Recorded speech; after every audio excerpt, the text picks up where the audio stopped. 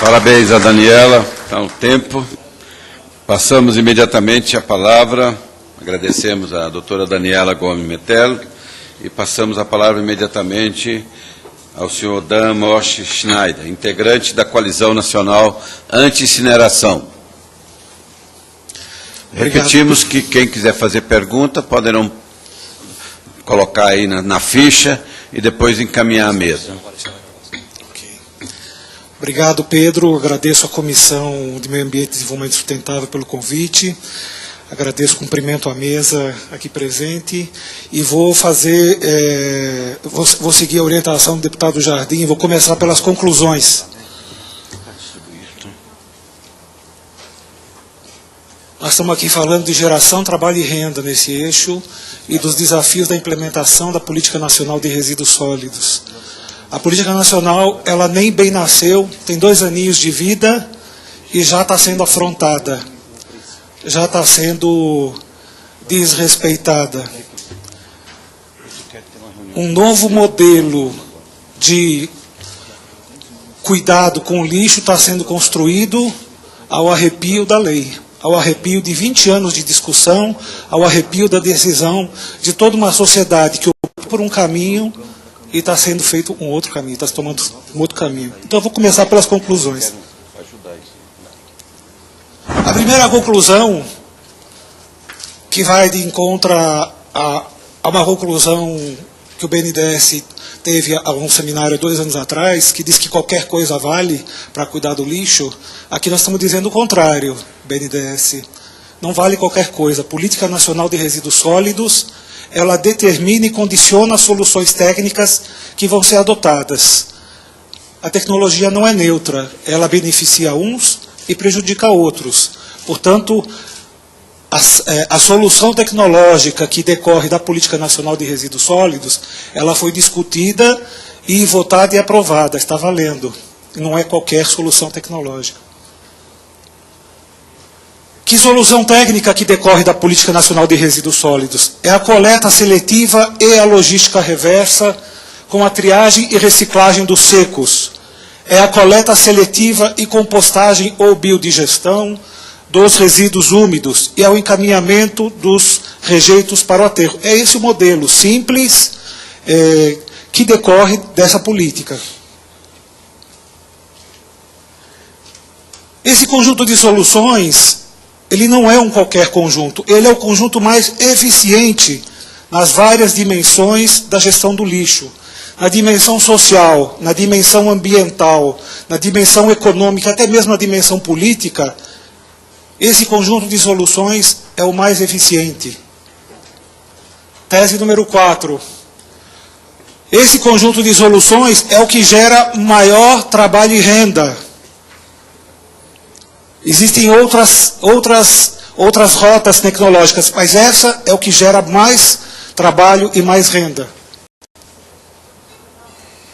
Tese número 5. A destruição de resíduos sólidos domiciliares recicláveis, que corresponde a 83% de todos os resíduos sólidos domiciliares gerados do país, ele afronta o artigo 37 da Constituição Federal, afronta a Política Nacional de Resíduos Sólidos, afronta a Lei de Saneamento Básico e afronta a Política Nacional de Mudanças Climáticas.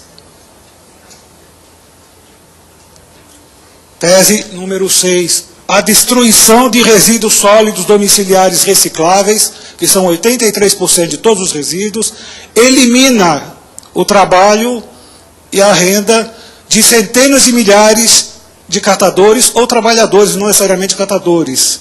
Daniela, me dói ouvir dizer o governo investiu 200 milhões de reais na capacitação e tudo mais. E me dói ver na região metropolitana, por exemplo, onde vivo, a região metropolitana de São Paulo, diversos municípios já terem o seu estudo de impacto ambiental aprovado, o seu RIMA aprovado, já com a licença do órgão, o órgão ambiental do Estado, dizendo que se pode destruir 70% de resíduo reciclável, se pode destruir 90% de resíduo reciclável. Me dói muito isso. Aqui. Agora, essas são as minhas conclusões. Agora eu posso começar a minha palestra, que é sempre seguindo um ditado dos mineiros, um cotô e para um covô. Onde estamos? Nós estamos num sistema produtivo e de consumo que estimula a demanda por novos objetos e produz objetos que são destinados a terem uma curta vida útil e uma longa vida inútil. Nesse processo, poucos consomem muito e muitos consomem suficientemente. E a riqueza que a gente produz logo vira resíduo. Resíduo que no nosso país é encaminhado a aterros sanitários e lixões, onde centenas de milhares de homens, mulheres e crianças disputam com cachorros e urubus os restos dessa sociedade. No entanto, nós temos os nossos resíduos sólidos domiciliares, eles são 83% recicláveis. Isso onde estamos. Para onde vamos? Onde vamos? Nós estamos no regime democrático, regime de direito, onde a lei diz para onde a gente vai. E a Constituição Federal, no seu artigo 37, diz o seguinte: o administrador público de qualquer das esferas de administração, ele tem que obedecer, eu vou destacar aqui dois princípios, o da legalidade e o da eficiência. Nós vamos nesse caminho. E no lixo? No lixo nós vamos para encerrar o lixão, para recuperar todos os resíduos recicláveis e para dispor o rejeito. Pode passar. Priorizando ultrapassado as três primeiras prioridades, priorizando a recuperação de todos os resíduos recicláveis, que são 83% de todos os resíduos sólidos domiciliares. Simultaneamente, há que se tirar centenas de milhares de catadores dos lixões e integrá-los a programas de coleta seletiva eficientes, eficazes e efetivos, coisa que é raridade ainda em nosso país. Reciclar os resíduos úmidos. Nós estamos discutindo alimentação saudável. O composto é um insumo importantíssimo para a alimentação saudável, para um novo modelo de agricultura que não seja necessariamente dependente de agrotóxicos. Portanto, chegou uma nova rota tecnológica, uma novidade que foi abandonada nos Estados Unidos no meados dos anos 90 e que perde espaço na Europa para compostagem, biodigestão e coleta seletiva. E eles dizem, nós vamos cuidar do recado, nós vamos dizer, a nossa rota, que é de incineração, que é de aterro de resíduo não perigoso e coleta indiferenciada, ela está disputando, porque não são rotas complementares, são antagônicas, está disputando o material que deveria integrar essas centenas de milhares de catadores. Para essa rota, quanto mais resíduo seco incinerar, para produzir energia elétrica, mais barato é o sistema. Quanto mais se recicla, mais caro é o sistema. E eles dizem, mas nós vamos diminuir brutalmente o volume de resíduos. É verdade. A incineração aqui, para 1.000 quilos de resíduo, você já dispensa 720 quilos. No entanto, os custos sociais e ambientais não são aceitáveis. Não são aceitáveis. E, como disse o Edgar Morin, um grande educador, disse que o grande desafio nosso do século XXI, um dos principais, é ter o controle social sobre a tecnologia. Nós queremos, enquanto sociedade, escolher essa tecnologia boa, aquela não é. E a lei está do nosso lado, as leis. Por exemplo, na questão econômica, na rota tecnológica, para 1.000 toneladas dia, você gastaria 400 milhões de reais. Numa outra rota tecnológica, e que está a coleta seletiva e biodigestão, 120 milhões de reais para 1.000 toneladas dia. Por que um administrador iria escolher a rota mais cara? Mas essa rota tecnológica da incineração diz que nós produzimos energia elétrica. Pois olha, o preço da energia elétrica produzida é mais cara que a energia elétrica produzida em usinas nucleares.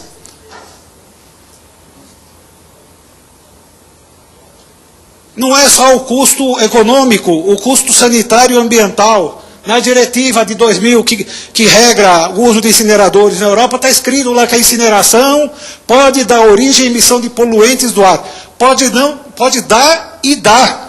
A gente já viu aqui que há muitas controvérsias sobre se os incineradores são seguros ou não. O Dr. Paulo Saldiva, que é um grande investigador da Faculdade de Medicina da Universidade de São Paulo, ele diz assim: aqueles que vivem perto de uma termoelétrica têm maiores chances de contrair problemas de saúde. Ele não falou isso por um estudo de caso. Ele se baseou num estudo de pesquisadores italianos que fizeram o estado da arte dos estudos epidemiológicos das populações que vivem no entorno de incineradores.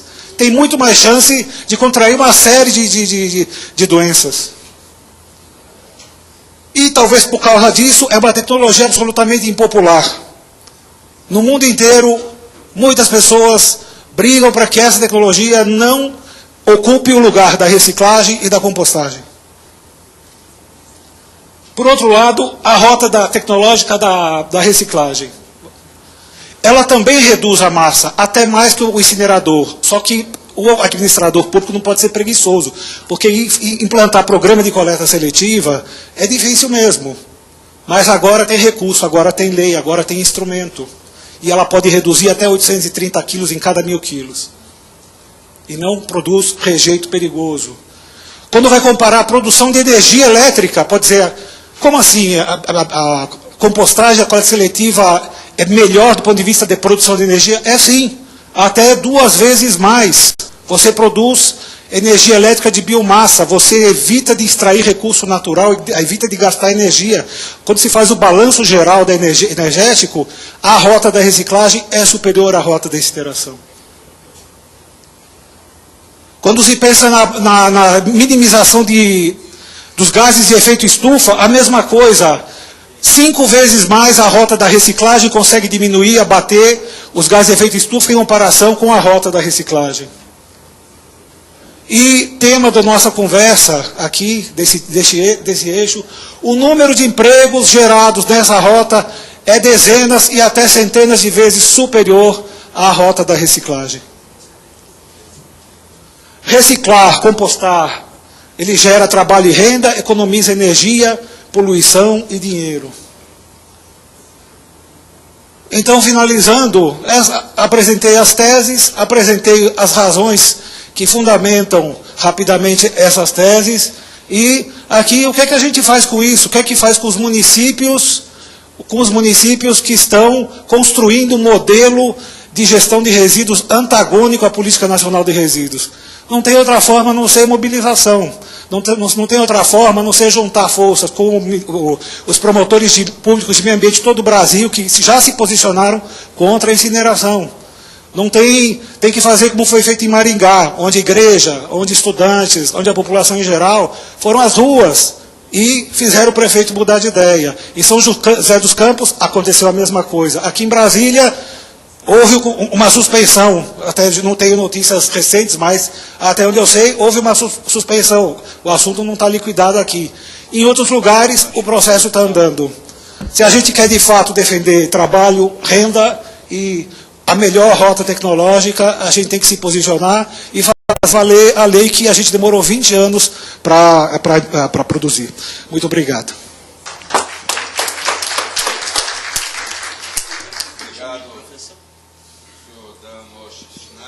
Pela sua palestra, integrante da Coalizão Nacional Anti-Incineração.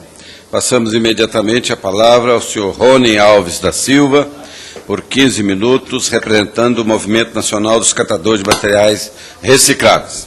Boa tarde a todos e a todas. Eu gostaria muito de agradecer a oportunidade de poder falar em nome dos catadores no país. Eu queria passar primeiro aquele vídeo, rapidinho. Valer a lei que a gente demorou 20 anos para produzir. Muito obrigado.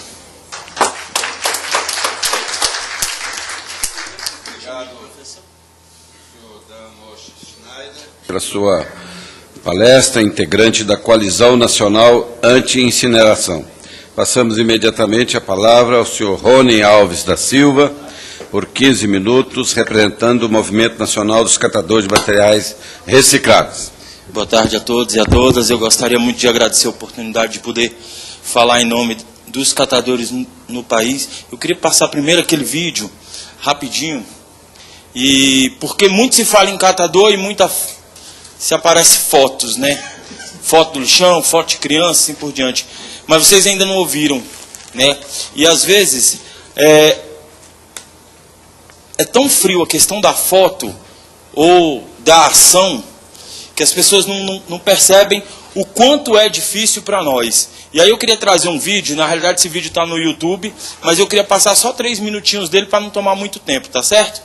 Pode passar, por favor.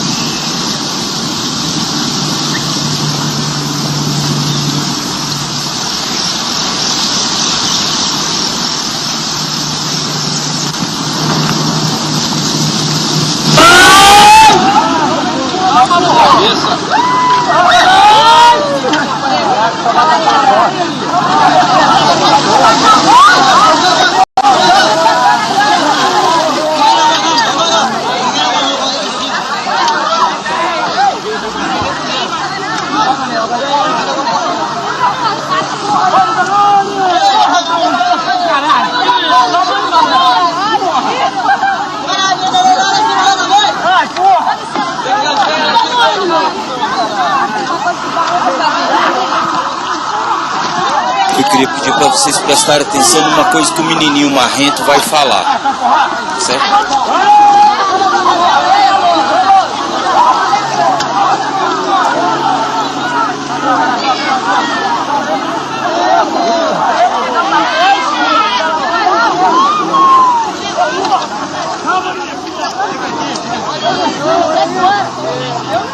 Vai pegar fita alguém.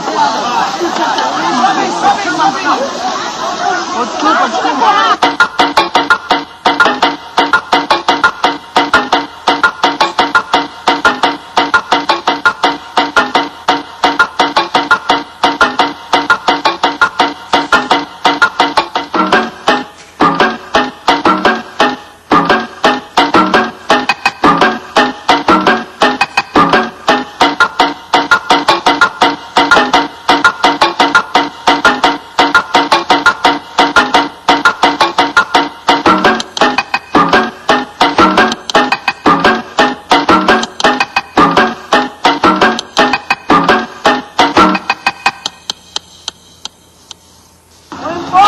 Com isso, vai ficar se botando esse negócio na nossa cara.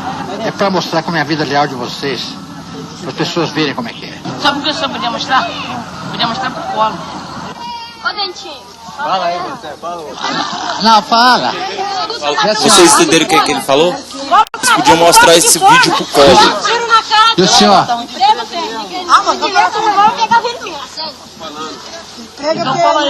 É um trabalho legal como os outros, não tem problema não. Todo mundo aqui tá trabalhando, não tem ninguém roubando aqui dentro, todo mundo trabalha. Todo mundo trabalha, ninguém rouba. Se tivesse nego roubando aqui dentro, ninguém ia trabalhar. Isso, todo mundo tá aqui porque depende. Todo mundo grê. O que é mais interessante nisso? É o tempo, porque todo mundo é acostumado a falar do filme do Tião, com o Vic Muniz, que foi documentário, que concorreu ao Oscar, mas já existe um documentário bem anterior. Isso é da época que o presidente da República era o senhor Fernando Collor de Mello. Isso é só para a gente ter uma ideia do tempo, de que na realidade a miséria e a mazela sempre foi assim. A gente, num processo de organização que veio com apoio das pastorais, que veio com apoio, inclusive, de várias instituições que nos ajudou ao longo dos anos, nós passamos por um processo de organização e de nos entender, inclusive seres humanos. Quando nós começamos a participar de diversas discussões, inclusive para a implementação da 12.305 e de tantas outras políticas públicas de inclusão social dos catadores. E a gente gosta de falar inclusão socioprodutiva. com toda essa participação e no transbordar, no caminhar dessa coisa toda, quando a gente sonhou que as coisas iriam acontecer e que a gente poderia se efetivar, chegou algumas modelagens, e aí aqui falar mais particularmente de Brasília, Belo Horizonte, Belém e outras capitais, modelos de parceria público-privada, que tomam tudo, na realidade privatizam a questão da limpeza pública, que num primeiro momento ela prejudica as cooperativas e as associações, mas também prejudica toda a cadeia de recicláveis, né? Porque na realidade todo o resíduo passa a ser da concessionária. Aqui em Brasília existe uma central de cooperativas chamada Centicop, hoje com 25 cooperativas e associações, e aí o nome é muito bonito. Quando se fala cooperativa, associação, se pensa que são grandes empresas, que são galpões, que está tudo bonito, tudo fantástico. Eu queria que passasse o próximo slide. Esse aqui é o lixão de Brasília hoje. Esse aqui é um grupo que atua recolhendo material na rua. Próximo. Esse é papel branco separado depois. Pode ir passando. Pode ir passando. Esse aqui é a usina do setor PSU aqui em Brasília, porque o SLU diz que tem coleta seletiva em Brasília. Aqui é a usina do setor PSU, onde tem uma associação chamada Cataguá. Pode passar. Essa é a condição que a gente trabalha lá dentro da usina, do setor PSU. Pode continuar passando. Aqui é lá dentro, onde tem esteira, lá dentro da própria usina, uma companheira trabalhando da forma que não é boa, vamos dizer assim. Próximo, por favor. Aqui separando material reciclável nas esteiras. Próximo, por favor. Aqui o material depois de separado, e aqui um tipo de material, aqui ainda está todo colorido, ali ainda está transparente, ali está a PET verde. Aqui um outro grupo que ficava numa cidade satélite, aqui ali no Pistão Sul. Próximo. Aqui, aqui dá para ver direitinho o PET separado em big bags. Aqui PET transparente, ali PET colorido. Pode passar, por favor. Cooperativa Reciclo. Essa é a cooperativa. A gente passou por um processo de organização, de entender que a gente precisava trabalhar junto. Isso não quer dizer que a gente tinha infraestrutura. Próxima. Esse é um grupo que está trabalhando a 2 quilômetros, quem quiser ir lá agora, a 2 quilômetros do Palácio do Buriti. Eram catadores que estavam aqui atrás do Congresso Nacional e que foram transferidos ali para trás do Palácio do Buriti, trabalhando nessas condições aí. Próximo. Próximo, por favor. Esse é o papelão separado. Próximo. Próximo. Eles trabalham assim, dessa forma. A 2 quilômetros do Palácio do Buriti, capital do Brasil. Próximo. Que é uma outra cooperativa que fica numa cidade satélite chamada Santa Maria. Próximo. Próximo. Próximo. Essa é uma cooperativa chamada Cortrap, que era que a gente chamava Grupo do 28, que era um grupo grande que tinha aqui, que com apoio desta casa aqui, ó, com um projeto, que foi um projeto piloto há muitos anos atrás, conseguiram a área, conseguiram o galpão, com o apoio da Fundação Banco do Brasil e de outras instituições. Hoje eles estão trabalhando dessa forma. Próximo. Essa é a mesma cooperativa. Próximo. Isso é para você ver a quantidade de resíduo. Próximo, por favor. Próximo. Próximo. Isso aí são produtos feitos pelas cooperadas. Próximo. Pode dar uma pausinha, por favor? Conquistas. Ao longo do tempo, a gente vem lutando para mudar a nossa realidade. Para mudar a forma com que a gente trabalha. Porque aquilo que vocês viram no primeiro vídeo, aquilo não é ideal para ninguém, né? Então, a gente conseguiu o apoio de diversas instituições do governo federal. Próximo. Que foi quando a gente recebeu os triciclos da Gurgel. Foi um apoio da Fundação Banco do Brasil e outras instituições. Na época que a gente estava apanhando demais do governo aqui, porque não pode rodar carroça, porque Brasília é uma cidade planejada, não foi planejada para carroceiro andar com carroça. Então, para a gente parar de apanhar da polícia, eles conseguiram esses triciclos para a gente. Próximo, por favor. Próximo. Próximo. Próximo. Próximo. Isso aqui foi um dos eventos, na realidade, que foi... precedeu a marcha, que em 2006 foi uma reunião das 700 lideranças que vieram no país inteiro, aqui para Brasília. Próximo, por favor. Próximo. Isso aqui foi quando a gente recebeu da SPU a cessão das áreas para a implantação do centro de triagem aqui em Brasília. O presidente Lula entregando a escritura das áreas. E aí o que a gente sonha é parar de viver, porque hoje a gente vive assim. A gente conseguiu a política pública, a gente conseguiu ser incluído na política pública. A gente só não conseguiu ainda foi mudar a nossa realidade. Porque se estiver chovendo, o companheiro vai estar trabalhando na chuva. Se o sol tiver de rachar, o companheiro vai estar trabalhando no sol quente. Então o que a gente precisava não era muito. A gente precisava era possibilidade de poder trabalhar de forma melhor. Uma delas era ter galpão, é ter um teto. Todo mundo quando fala que eu trabalho em tal lugar e tem um endereço, né? Aí chega o companheiro trabalhando, não, eu trabalho no lixão. Eu trabalho no cerrado, eu recolho meu resíduo, separo, vendo. Próximo, por favor. Essas aqui são algumas infraestruturas dos 200 milhões de reais que a doutora Daniela Mitello falou, que o governo federal vem repassando para a implantação de centros de triagem. Muito me espanta as prefeituras estarem reclamando que não dá conta dos prazos, porque existe sim ação efetiva do governo federal, tanto do Ministério das Cidades, quanto do MMA e tantas outras instituições do governo federal, para a efetivação da implantação da coleta seletiva nos estados e com encerramento dos lixões. O que falta é capacidade de gestão. Aquilo que mais os governantes, que mais os prefeitos falam e alegam da falta de capacidade de gestão dos catadores, das cooperativas, na realidade é onde eles enfiam o pé, na falta de capacidade de gestão, a exemplo aqui do Distrito Federal. Próximo. Por que aquele pessoal que vocês viram no vídeo não pode trabalhar assim com a luva, tudo bonitinho? Não seria condição digna de trabalho, com um teto, com um endereço? Próximo, isso é uma experiência de uma prefeitura, na realidade isso é uma empresa, tá certo? Não é uma cooperativa.